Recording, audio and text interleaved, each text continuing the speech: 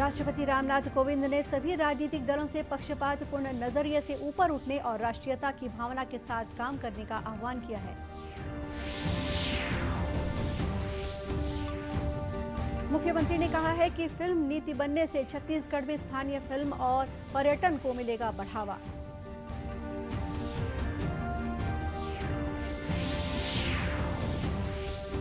विश्व athletics championship की भाला फेंक स्पर्धा में रजत पदक जीतकर नीरज चोपड़ा ने रचा इतिहास, प्रधानमंत्री ने दी बधाई।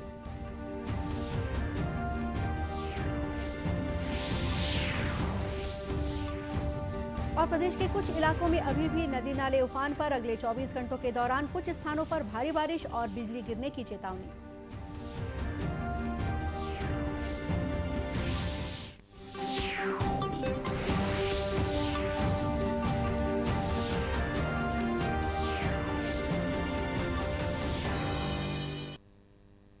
नमस्कार, आप देख रहे हैं दूरदर्शन समाचार। मैं हूं गोपा सारियाल और अब समाचार विस्तार से। राष्ट्रपति रामनाथ कोविंद ने सभी राजनीतिक दलों से पक्षपातपूर्ण दृष्टिकोण से ऊपर उठने और लोगों के विकास के लिए राष्ट्रीयता की भावना के साथ काम करने का आह्वान किया है। कल संसद के केंद्रीय कक्ष में आयोजित विदाई समारोह में श्री कोविंद ने कहा कि हम ये समझते हैं कि समूचा देश एक परिवार की तरह है, तो इसमें मतभेद हो सकते हैं, लेकिन इन मतभेदों को आपसी बातचीत के जरिए शांतिपूर्ण तरीके से सुलझाया जा सकता है। श्री कोविंद ने कहा कि मतभेदों को दूर करने के लिए नागरिकों और राजनीतिक दलों के लिए कई संवैधानिक रास्ते खुले हैं, जिनमें विरोध भी शामिल है।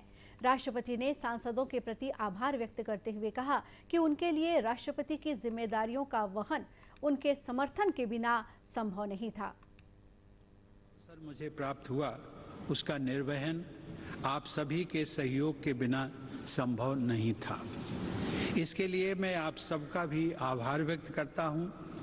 अपने कार्यकाल के दौरान मैंने अपनी पूरी क्षमता से अपने कर्तव्यों का निर्वहन करने का प्रयास किया है।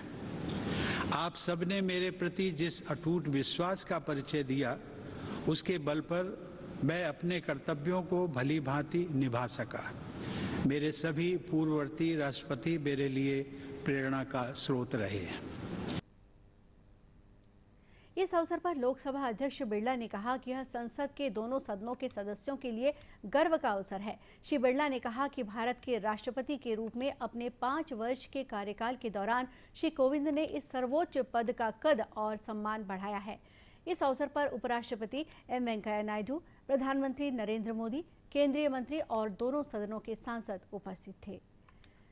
मुख्यमंत्री भूपेश बघेल ने कहा है कि छत्तीसगढ़ में फिल्म नीति बनने से राज्य में स्थानीय फिल्म उद्योग और पर्यटन को बढ़ावा मिल रहा है।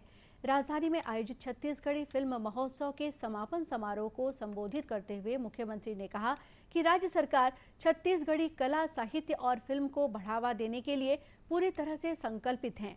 उन्होंने कहा कि छत्तीसगढ़ी फिल्मों का सफर 1965 में कही देबे संदेश और घर द्वार से शुरू हुआ, जो लगातार जारी है। उन्होंने कहा कि दर्शकों के मन में मनोरंजन के साथ फिल्मों के माध्यम से अपनी संस्कृति को लेकर गौरव की अनुभूति की अपेक्षा होती है। समारोह में मुख्यमंत्री ने छत्तीसगढ़ी फिल्म उद्योग से जुड़े कलाकारों, निर्माता, निर्देशक, गीतकार, संगीतकार, गायक, गायिका और तकनीशियनों को सम्मानित किया। इस मौके पर अपने संबोधन में संस्कृति मंत्री श्री अमरजीत भगत ने कहा कि राज्य सरकार की कल्पना है कि छत्तीसगढ़ की फिल्म नीति के माध्यम से प्रदेश की कला, साहित्य, संस्कृति और फिल्म आगे बढ़े। उन्होंने उम्मीद जताई कि छत्तीसगढ़ी फिल्म नीति और राज्य सरकार द्वारा स्थानीय फिल्म उद्योग को दिए जा रहे प्रोत्साहन से स्थानीय फिल्मों की उपलब्धियों का विस्तार होगा। कार्यक्रम में संसदीय सचिव विकास उपाध्याय, राज्य खाद्य आयोग के अध्यक्ष गुरप्रीत सिंह बाबरा भी विशेष रूप से मौजूद थे। कारगिल विजय दिवस के अवसर पर भूतपूर्व सैनिकों के संगठन ने आज रायपुर में एक विशेष कार्यक्रम का आयोजन किया। इस अवसर पर रायपुर के शहीद कौशल यादव चौक पर दिवंगत शहीदों को श्रद्धांजलि दी गई। इसके पश्चात नया रायपुर के लिए बाइक और कार रैली रवाना की गई। रैली में शामिल भूतपूर्व सैनिकों ने कारगिल के शहीद जवानों को याद करते हुए उनके सम्मान में नारे लगाए। आज ही भूतपूर्व सैनिकों की संस्था एक्स आर्मी फाउंडेशन के पदाधिकारियों ने सैनिकों और पूर्व सैनिकों के परिजनों के कल्याण के संबंध में पत्रकारों से चर्चा की।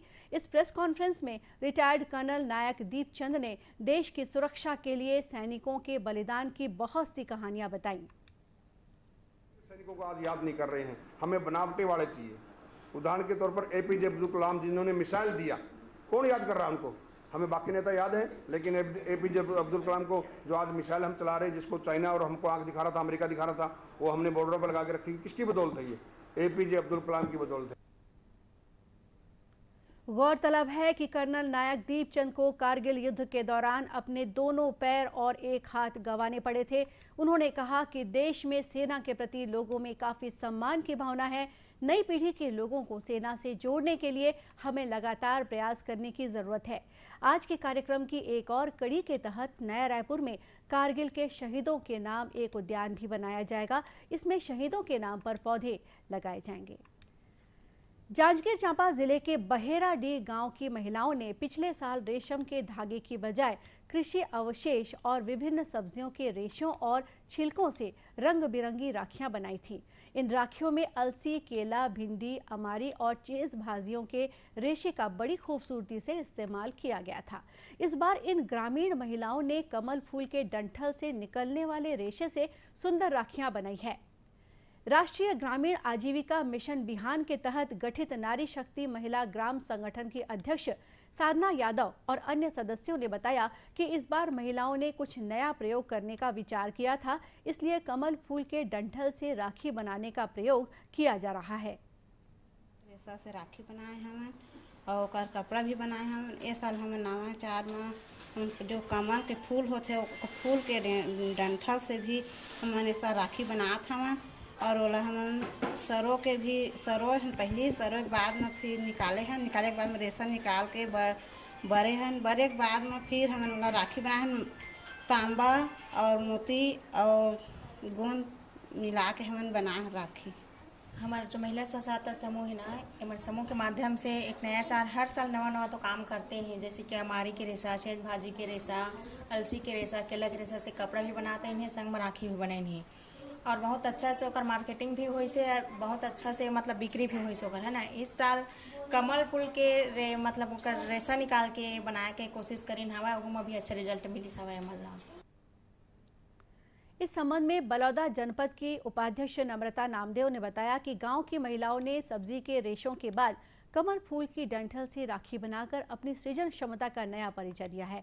स्थानीय पंचायत द्वारा इन महिलाओं को हर तरह से प्रोत्साहित किया जा रहा है।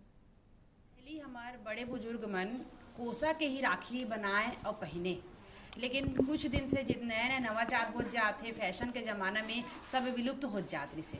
लेकिन आज महिला समूह मन जो नवाचार करत है वो इस ढंग से देखा कोसा जैसे राखी दिखत है और ये हमारे प्राकृतिक चीज से राखी बने हुए है, तो एला जो भी देखा थे वो बहुत खुश हो जाते और बहुत अच्छा रिस्पांस मिला थे, जो हमारे पुराना पद्धति हरी आगे बढ़ा थे। तो मैं सब झला निवेदन कर रहा कि इस तरह के राखी ला अपनावा और हमारे छत्तीसगढ़ की संस्कृति आगे बढ़ावा।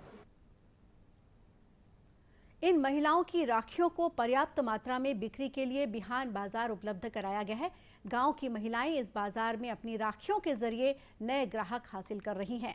जिला प्रशासन के अधिकारियों ने उम्मीद जताई है कि इन महिलाओं के कौशल का लाभ उठाने के लिए अन्य जिलों की महिलाएं भी निश्चित रूप से प्रेरित होंगी। टोक्यो ओलंपिक के स्वर्ण पदक विजेता नीरज चोपड़ा ने विश्व एथलेटिक्स चैंपियनशिप में पुरुषों की भाला फेंक स्पर्धा का रजत पदक जीतकर इतिहास रच दिया है। नीरज ने आज अमेरिका में प्रतियोगिता के फाइनल में 88.13 मीटर दूरी तक भाला फेंक कर दूसरा स्थान प्राप्त किया। इस मुकाबले में एंडरसन पीटर्स ने स्वर्ण पदक जीता। नीरज चोपड़ा विश्व एथलेटिक्स चैंपियनशिप में रजत पदक जीतने वाले पहले भारतीय हैं। इससे पहले लंबी कूद में अंजू बॉबी जॉर्ज ने वर्ष 2003 में कांस्य पदक जीता था। नीरज ने अपनी उपलब्धि पर खुशी जताई है। अच्छा कंपटीशन था और पीटर्स ने काफी अच्छी थ्रो लगाई आज। I think 3 throw over 90 metre की थ्रो थी और काफी अच्छी थ्रो लगाई। और हाँ, थोड़ा मेरे लिए आज थोड़ा सा कंडीशन थी जो थोड़ी डिफरेंट थी और डिफिकल्ट थी, पर जो वो थ्रो थी अच्छा लगा था, मुझे अच्छा फील हुआ था और मुझे लग रहा था कि हाँ और अच्छी थ्रो है, पर सिल्वर मेडल की थ्रो थी और ठीक है, सेटिस्फाई है मतलब जो भी रिजल्ट है उससे, और बढ़िया है। काफी टाइम बाद अपने इंडिया का मेडल आया है तो इस चीज की खुशी है वर्ल्ड चैंपियनशिप में। प्रधानमंत्री नरेंद्र मोदी ने विश्व एथलेटिक्स चैंपियनशिप में रजत पदक जीतने पर नीरज चोपड़ा को बधाई दी है।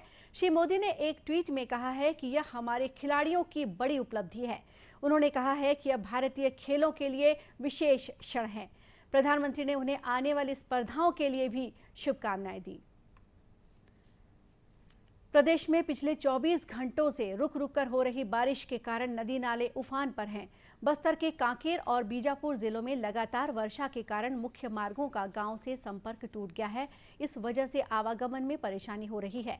राजधानी रायपुर में भी कल पूरे दिन रुक रुक कर बारिश होती रही। मौसम विभाग के अनुसार अगले 24 घंटों के दौरान राजनांदगांव, बालोद, कांकेर, नारायणपुर और बीजापुर जिलों में कुछ स्थानों पर आकाशीय बिजली गिरने के साथ ही मध्यम से तेज वर्षा होने की चेतावनी दी गई है। वहीं प्रदेश के अन्य जिलों में हल्की से मध्यम वर्षा हो सकती है। इस बीच दुर्ग जिले में पिछले 2-3 दिनों से हो रही वर्षा को देखते हुए निचली बस्तियों में रहने वाले लोगों को सुरक्षित स्थानों तक पहुंचाया गया है। कलेक्टर और पुलिस अधीक्षक ने वर्षा से प्रभावित क्षेत्रों का दौरा किया। इन अधिकारियों ने जल भराव वाले क्षेत्रों में वाटर पंप के जरिए जल निकासी के निर्देश दिए हैं। वहीं उफान वाले नदी नालों के आसपास एहतियात के तौर पर जिला राहत दल के गोताखोरों को तैनात किया गया है। और अब कुछ खबरें जिलों से। दुर्ग स्थित दाऊ वासुदेव चंद्राकर कामधेनु विश्वविद्यालय के कुलपति डॉक्टर NP दक्षिणकर को रक्षा मंत्रालय द्वारा राष्ट्रीय कैडेट कोर में कर्नल की मानद उपाधि से सम्मानित किया गया है। वे मध्य प्रदेश और छत्तीसगढ़ से इस रैंक को प्राप्त करने वाले एकमात्र कुलपति हैं। उन्हें यह सम्मान NCC के ग्रुप कमांडर ब्रिगेडियर AK दास द्वारा प्रदान किया गया। कर्नल की मानद उपाधि प्राप्त करने के बाद कुलपति डॉक्टर NP दक्षिणकर ने कहा कि NCC के माध्यम से छात्रों में देशभक्ति की भावना पैदा करना उनका सबसे बड़ा लक्ष्य रहा है। रायपुर के कलेक्टर डॉक्टर सर्वेश्वर नरेंद्र भूरे ने जिले के 4 गांवों का दौरा कर वहां लोगों की समस्याओं और मांगों की जानकारी ली। उन्होंने धरसीमा विकासखंड के बरौदा, बरबंदा, पथरी और नीलजा गांव में आंगनबाड़ी केंद्रों और स्कूलों का निरीक्षण किया। इस मौके पर कलेक्टर ने स्थानीय जनप्रतिनिधियों से सरकार की कल्याणकारी योजनाओं की प्रगति के बारे में चर्चा भी की। अपने भ्रमण के दौरान कलेक्टर ने इन सभी गाँवों में संचालित गौठानों की गतिविधियों के बारे में भी किसानों और ग्रामीणों से पूछताछ की। कलेक्टर ने स्थानीय लोगों से कहा कि गौठानों के माध्यम से लोगों की आजीविका से संबंधित गतिविधियों का विस्तार किया जाए। उन्होंने गौठानों के जरिए नए लोगों को रोजगार उपलब्ध कराने का भी सुझाव दिया।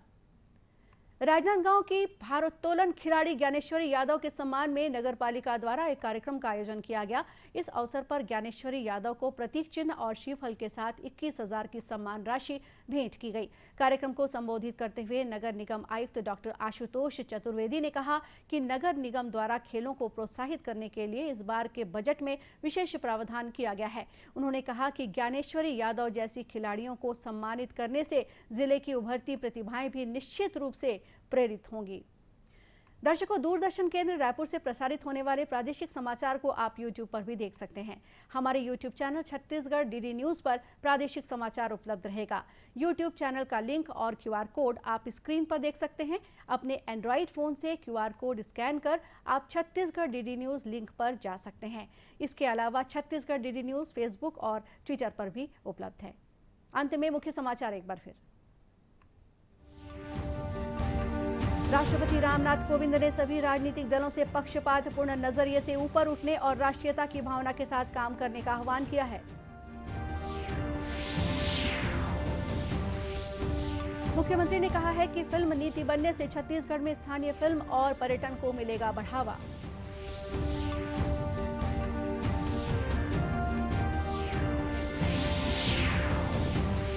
विश्व एथलेटिक्स चैंपियनशिप की भाला फेंक स्पर्धा में रजत पदक जीतकर नीरज चोपड़ा ने रचा इतिहास। प्रधानमंत्री ने दी बधाई।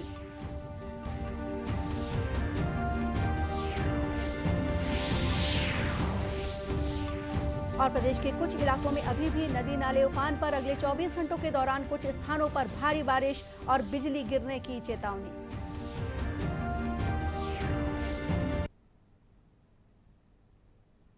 और इसी के साथ ये समाचार बुलेटिन यहीं समाप्त हुआ। नमस्कार।